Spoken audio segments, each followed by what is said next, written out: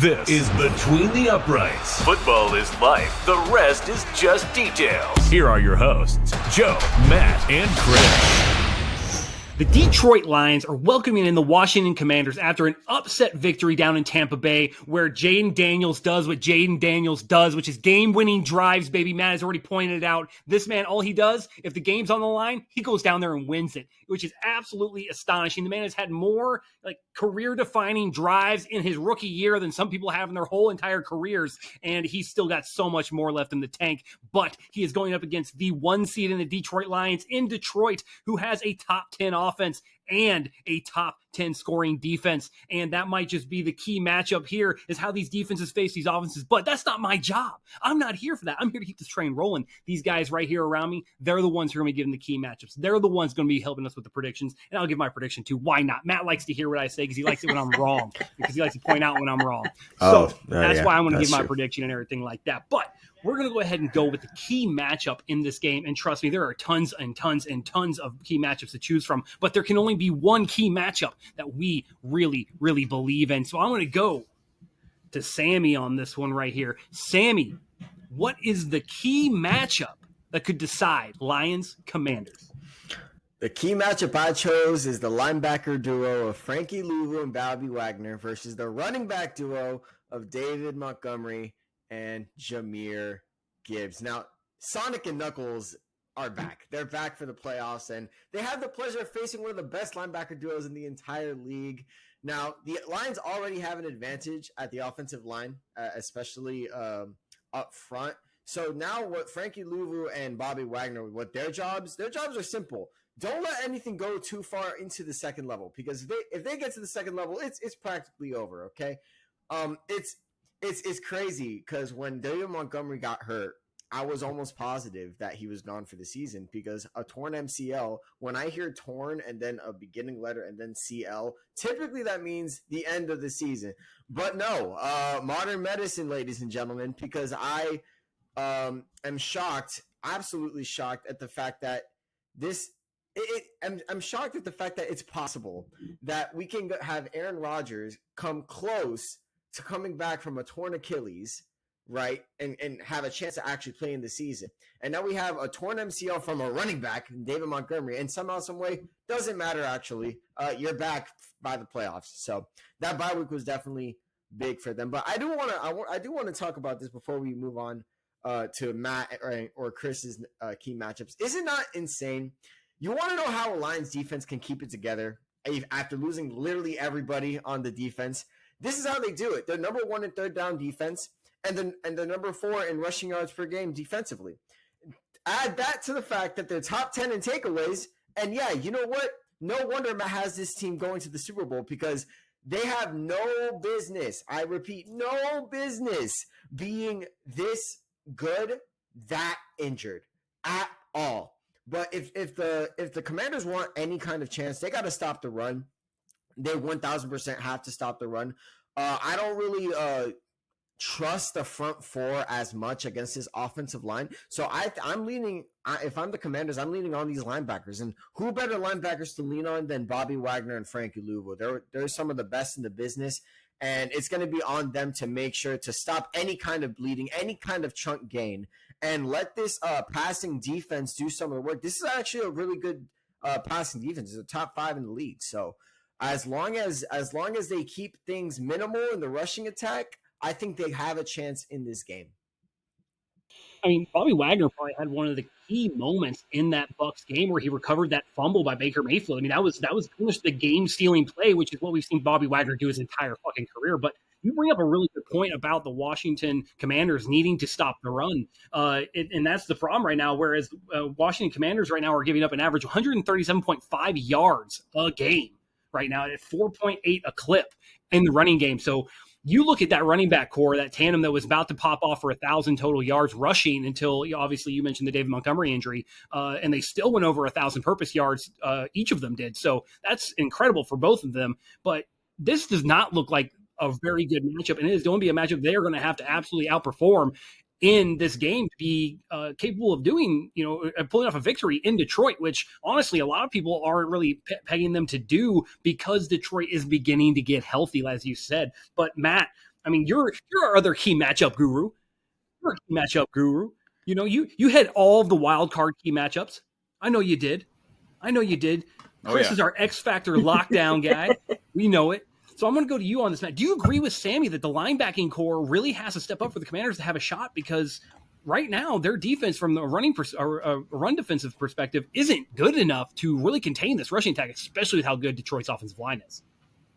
Yeah, no, Sammy hit the nail on the head with a lot of what he said. If you went to me for X Factor, I was going to say Jahmyr Gibbs because of what he's done when David Montgomery's out. And now, like Sammy said, David Montgomery's going to be back for this week. But I would guess, I don't know, I'm obviously not a doctor, but off of a torn MCL, I would guess he'd be on some sort of snap count or some sort of carries limit as far as limiting his snaps. So I would guess we're still going to see a majority of Jahmyr Gibbs and then obviously mixing in David Montgomery as well. But like Sammy mentioned, I mean, the run game for Detroit is elite. Sonic and Knuckles, they are back. Jahmyr Gibbs without David Montgomery, though. These were his game. He played 3 games without David Montgomery. He averaged 21 carries for 122 yards. He had 4 catches for 40 yards receiving, and he scored a total of 6 touchdowns. So if you go for a 17-game average, obviously that sample size is small, but you go a 17-game average for that would be an average of over 2,000 yards, 25 total touchdowns, and an addition of 70 catches for 700 yards. So this guy went absolutely off without David Montgomery. He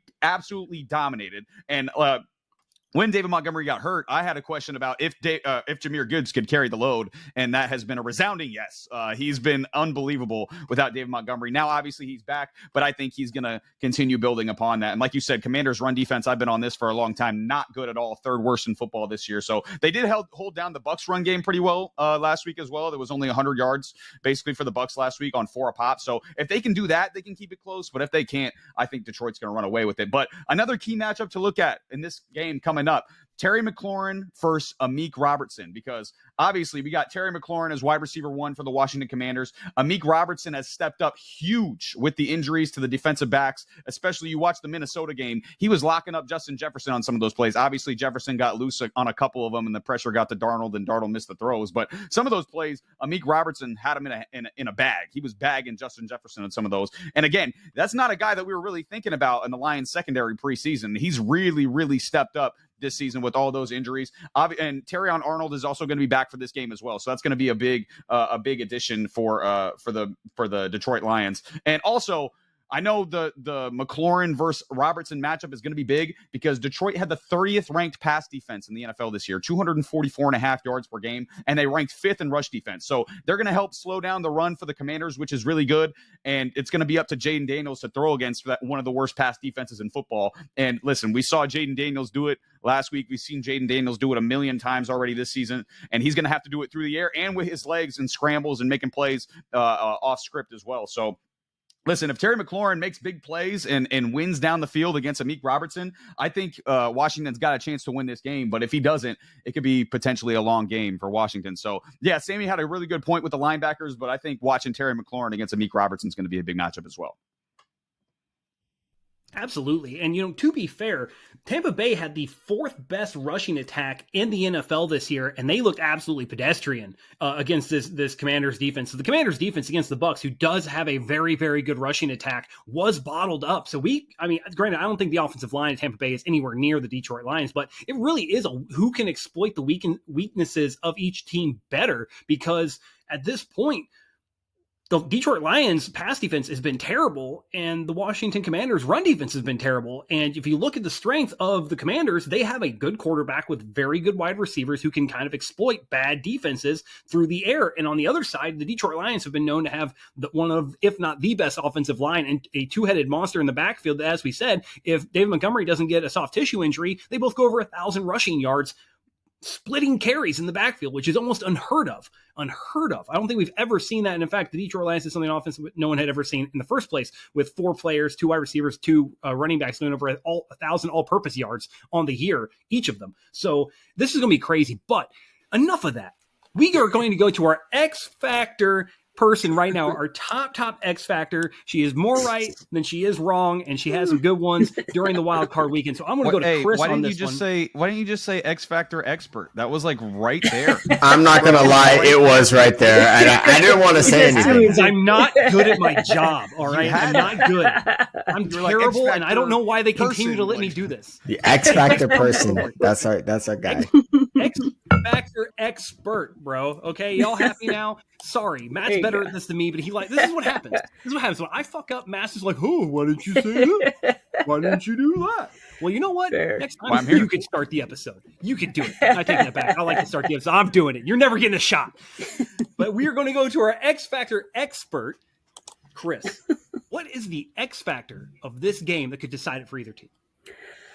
So X Factor for me, so we know who the Lions are. We know what their offense is capable of. We know how tough their defense plays, despite, the amount of injuries that they've had on that team. It hasn't seemed to bother them at all. So for me, the X Factor is going to be rookie Jayden Daniels. I think he has to play a premier game in order to give them a shot. So it's something that Matt's pretty much already stated, and that the Lions passing defense, believe it or not, are third worst in the NFL.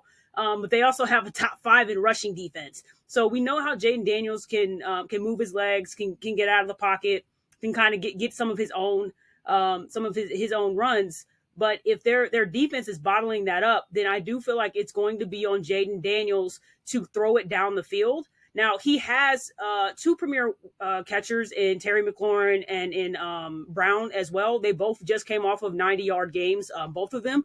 That we just saw them when they took out the Bucs, which was a big surprise to me, to be honest. I had the Bucs to win that game, which also I feel like was almost like a entry for Jayden Daniels into what the playoffs looks like. And I feel like most of the rookies that came out of the draft this year and are potentially coming out next year should take a look at what they've seen Jayden Daniels do and just try to replicate that. Because what he did in that game, to me, should be inspiring to anybody that is new to the NFL and shows you just the ability to handle big situations. And I think that's what that's going to come down to. We've seen him pretty much throughout the entire season. He's been under pressure. He's had, small in-betweens. He's had to deal with a lot of uncertainty sometimes in games. He's had to bring them back from games. He's had to have, games where they're down by 2 or 3 points or 4 points and have to have the ball and have to get it in order to win the game. And what you see from a rookie, which I feel like you don't see from many rookies at all in the last several seasons, is someone who is just posed. He is completely calm, completely poised, and completely easygoing. Nothing is too big for him. The lights aren't too bright for him, and I think that's what's going to make or shake this game, is the fact that he can keep his cool, because we know what they're going to do. We know what the Lions are going to do. They're going to try to pressure him. We know this. We know that they're going to try to pressure him. They're going to try to get him out of his game. The same thing we talked about with Darnold and what the Rams needed to do to Darnold, which is exactly what they did. They pressured him and pressured him and pressured him, and he couldn't stand the heat. I see a huge difference when you look at Jayden Daniels. I don't feel like he is that bothered by it. I think he finds his way around it, and I do feel like he is going to be the key to this game. It has to be on Jayden Daniels, and the fact that they do have the third worst passing attack, I think that actually gives him a good surface. As long as he can keep them ahead of the sticks, it gives them a good opportunity to stay in the game. Because if you can get him to at least stay in the game until you get to the fourth quarter, there may be a possibility where he pulls another Jayden Daniels special. And that's kind of what I've been calling him now the last couple of weeks. It's just Jayden Daniels special. You get if he has any shot in hell and it's the fourth quarter, you can almost guarantee he's going to do his damnedest to get that and pull it out. And I would trust him more than I would trust any other rookies in the NFL right now on that. So that for me is my big X factor. It has to be Jayden Daniels. The Jayden Daniels special, a flaming hot L with a side of French fries, baby. That's what it comes with it. That's what I do want to also mention. This is a big development for the Lions. The Lions are going to get back Terry and Arnold, so they're going to get back Terry and Arnold, and what's going to happen is that now that makes the matchup between De'Ami Brown and Terry McLaurin very, very interesting, because I mean, if we get Terry Arnold and Amik Robertson at the top of their game against De'Ami Brown, and if they get a replication of what they performed, how they performed that last game against Tampa Bay, then it could be a very entertaining matchup. You know what I mean? We could definitely get it should be. This might be an upset. Are we gonna get an upset in Detroit between the Commanders and the Lions here, man? Is that possible? Jayden Daniels' legacy season? Ooh, I like it. Absolutely not. I am not an idiot. Okay, I'm just. Come on now. That's literally, he's just feeding people bullshit right now. He's like, I'm sorry if you're not entertained, Commanders fans. We haven't really talked about it. Not maybe you guys got a chance. Amen. No, but to be fair, Chris brought up a really good point about this. All right, Chris brought up the pressures that the Detroit usually sends. Detroit sent the second highest percentage of blitzes in the NFL, behind the Minnesota Vikings. The Washington Commanders, 6th most blitz percentage in the NFL. These are top 10 blitz percentage teams. These guys send a shit ton of pressure all day, every day, 7 days a week, 24/7. They're doing it all the time. That's what these teams do. So expect to see a lot of blitzes, a lot of quick pressures, and they're going to be sitting in the house with these quarterbacks. But you know what? It is time. Sammy almost led us in a perfect segue if I just shut up and gone straight to predictions. But I didn't, because I still suck at my job even 15 minutes into this fucking video. But we're going to hit the prediction right now. And Sammy, why not? Why not? After all of that you just said about the Commanders, why don't you go ahead and give us your prediction for this game, and just tell us how confident you are in the statement that you just made about could there be an upset? Look, man, there might be. Where are you at on the BTU? Look, first of all, Jayden Daniels has proven that anything is possible. We've seen Hail Marys, we've seen comebacks. I think a lot of people picked Tampa Bay to beat the Commanders. I mean, Jayden Daniels made something happen. And I think ultimately, I know, Chris, you mentioned your X factor. It all relies on the front seven of the Commanders. It really does, because if they can stop this run, if they could stop the run and they can make the Lions one-dimensional, this all of a sudden makes the game a lot more interesting. Now, are they going to do that? Absolutely not. Who do you think I am? Okay, I know when to pick my battles. Okay, I am a coward. I'm going to go with the Lions here, because quite frankly, the Lions have done so much. I've been proven wrong by the Lions too many times for me to pick against them at this point. The only team I'm going to pick in the NFC against the Lions is, well, I'll leave that for further down the line. I mean, yeah, it just feels like there's too much for Detroit. But you know what? I don't think Sammy gave us a final score. I didn't give a final score, did I? Oh, I forgot I had to give one. Okay, I'll give you guys. I'll give you guys one. I'll go 31. I'll go 31-24. I think the Commanders are gonna get some licks in, man. 31-24. I think you just stole Matt's score. No, I didn't. No, I didn't. No, now he's gonna steal from me now. Is what's gonna happen here. So.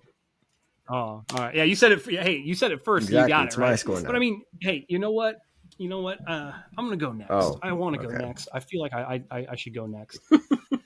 The one thing that has been consistent when you have a rookie quarterback going up against a really well-coached team that has a very good offense, that has very good offensive players, is you see that they tend to kind of flounder. Now, Chris did say that Jayden Daniels hasn't had a moment in the NFL that's too big for him.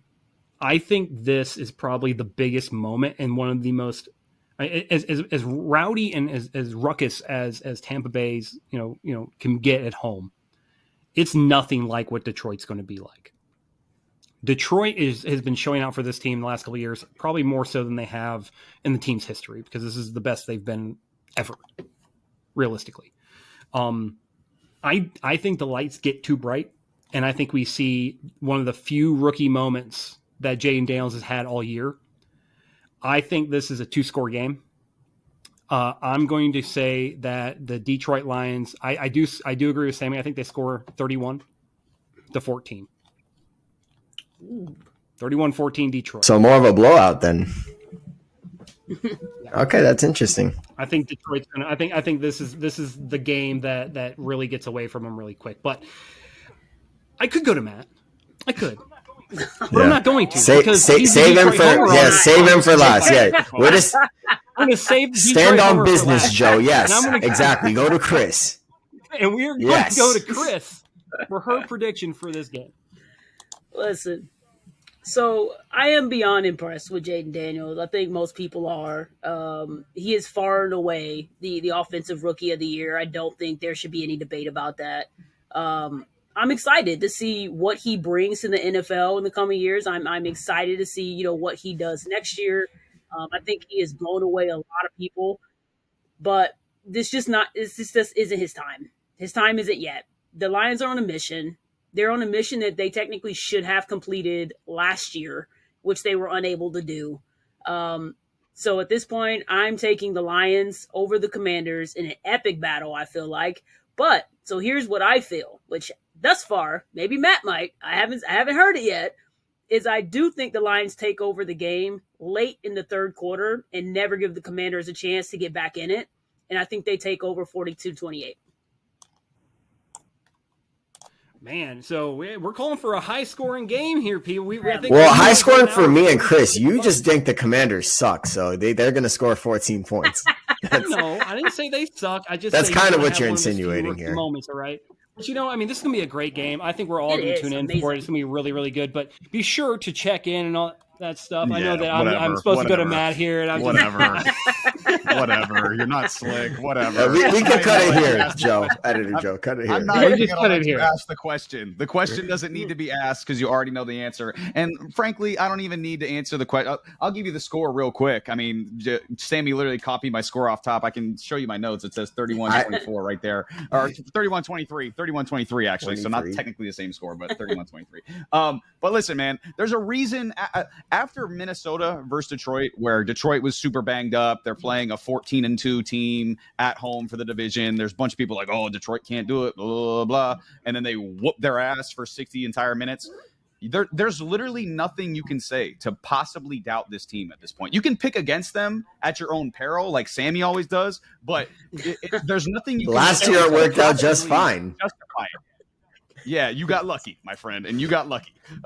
And listen, okay, there's nothing that I really need to say other than culture when it comes to picking the Detroit Lions, because they have the strongest culture in the NFL right now. And listen, I see Sammy over there rolling his eyes, and I saw people on television saying in Week 17, when their game basically didn't matter Week 17 against the Niners, because for playoff positioning, that is, because they whether they won or lost that game, they still would have won the division with a win against Minnesota. So there was a bunch of people being like, oh, why don't they just sit their starters? They're already so banged up, blah, blah, blah. And that's the single dumbest thing I have ever heard in my entire life. You want to know why? Because they would not have been in that position. They would not have had that standing as far as being 13-2, playing against the Niners on Sunday Night Football, or I think it was Monday Night Football, whatever they were playing on. They would have not had that standing if it were not for culture. If it were not for their mindset, if it were not for how they approach their day-to-day business, which is every single thing that we do matters. Every single thing, from how we're studying film to how we treat everything, every single thing matters, right? So if you say this NFL game, this regular season game that isn't even the last game of the regular season doesn't matter, you're completely going against the entire precedent that you've set as an organization, as a culture. So again, that was the dumbest. And again, some people who are saying that have never actually played sports at a high level. It just hasn't happened. Okay. You've never been in high level locker rooms before, because nobody in a high level locker room ever thinks about that. Okay. People who are in high level, high culture locker rooms are always thinking about winning. They're always thinking about competing. And especially because they lost to San Francisco in the NFC Championship game last year, you think they're going to sit that game out? No, they're going to go out there and they're going to whoop their ass, and they're going to tell them about it after the game like they did. And again, that's been a statement to the entire team as to how it's actually going to go. So again, does this team have loads of talent? Yeah. Brad Holmes in the front office deserve a massive credit for the job they've done in the draft and the job they've done in free agency. But again, none of that matters if you bring in players that don't fit in with your culture. And that's exactly what the Detroit Lions have. So again, yeah, I think the Lions are obviously going to win. I think them being 10-point favorites is a little bit wild. I think that's a little bit disrespectful to Jayden Daniels and the Commanders based on how Jayden Daniels has played all season. And last week, again, I was huge on the Commanders. I literally said Jayden Daniels is going to have a game-winning drive to win the game. And sure enough, he has a game-winning drive to win the game. But listen, they're just not going to beat the Lions. You want me to come in here and say the Lions are going to lose? It's not going to happen the rest of the year. So the Detroit Lions are going to win, and they're going to be moving on to the NFC Championship. This has been Between the Uprights. Football is life. The rest is just details.